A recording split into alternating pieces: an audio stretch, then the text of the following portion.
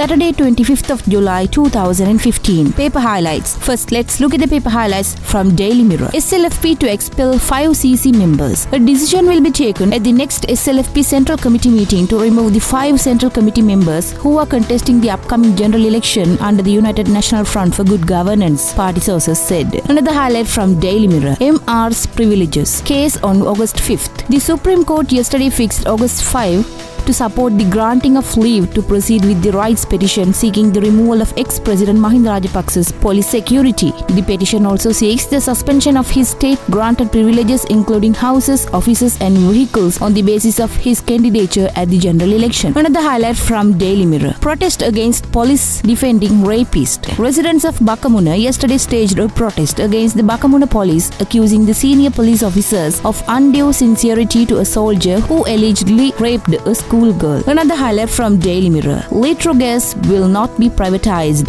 Minister. In an empathetic response to UPFA MP Bandula Gunawardena, Finance Minister Ravi Karunanayake said there was no attempt at all to privatize Litrogas Lanka Limited. The minister said that rather than privatizing Litrogas, the government in fact had reduced the price of gas and brought it down even below tender prices, but that some bankrupt politicians were making baseless allegations to score political brownie points. More highlights from Daily Mirror. SC rejects Sajjan Deva's FR petition. The FR petition filed by Sajjan Devas Gunawardena challenging what he describes as his arbitrary arrest and detention was yesterday rejected by a Supreme Court bench comprising Chief Justice K. Sripavan, Justices Chandra Ekanayake and Upali Aberatna. Mr. Gunawardena was arrested and detained on charges of having misused 22 vehicles belonging to the Presidential Secretariat when he was monitoring MP in the Rajapaksa regime. Another highlight from Daily Mirror. 5 sentenced to death. The 5 accused found guilty of the charge of murdering Sellaya Suppaya, a resident of Galkadawatta in Lindula, by assaulting him with iron bars and wooden poles, were sentenced to death by Nuvareliya High Court Judge E.W.M. Lalith Ekanayake. More highlights from Daily Mirror. MR's henchman to blame for his erratic behavior. Rosie. Ex-President Mahinda Rajapaksa turning aggressive cannot be blamed for the incident at the Akurasa rally because those who pushed him to make a comeback have to be blamed for such behavior, State Minister for Child and Women's Affairs Rosie Senanayake said yesterday. Now let's move to the paper highlights from Ceylon today. Sobhitha Thera and Ranil to sign MOU. Convener of the National Movement for a Justice Society, Venerable Madhuluvavi Sobhitha Thera, and the leader of the United National Front for Good Governance, Prime Minister Ranil Wickremesinghe, will sign a memorandum of understanding in Colombo on Tuesday 28th of July. Another highlight from Ceylon today. OSLFF nominations. Appeal Court upholds rejection. The Court of Appeal rejected the writ petition filed by our Sri Lanka Freedom Front, stating that nomination papers filed by the front failed to meet stipulations in Section 15 of the Parliamentary Election Act No. 1 of 1981. Another highlight from Ceylon today. Janaka Bandara resigns.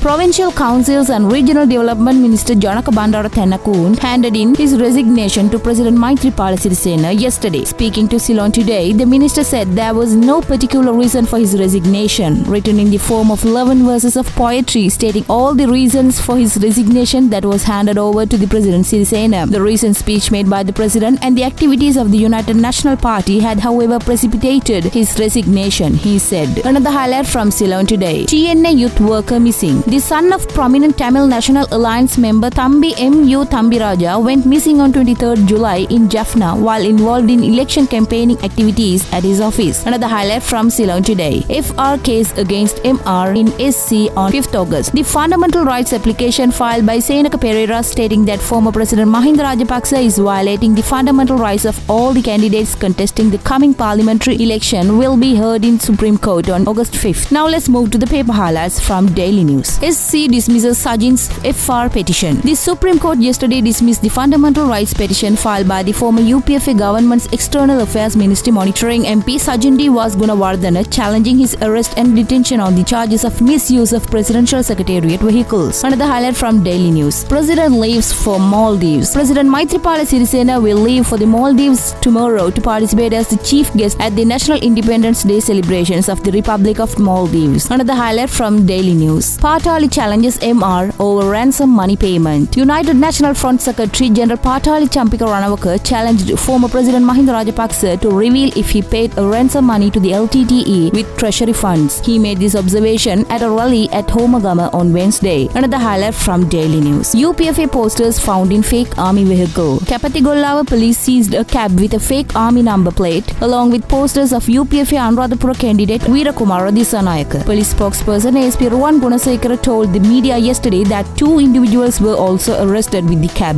Another highlight from Daily News. Commission to probe Golden Key fiasco soon. President Maithripala Sirisena yesterday said he would soon appoint a special commission to probe the Golden Key fiasco and to ascertain whether any more individuals involved in the debacle need to be prosecuted. The president said the commission will be headed by a retired judge and added that he had arrived at the decision following discussions with the Prime Minister, Finance Minister and other stakeholders. More highlights from Daily News. UNFGG manifesto totally different from President's manifesto. The United National Front for Good Governance election manifesto is totally different from the content of President Maithripala Sirisena's presidential election manifesto, said a group of opposition candidates yesterday. We brought you the paper highlights from today's newspapers and we will bring you more tomorrow.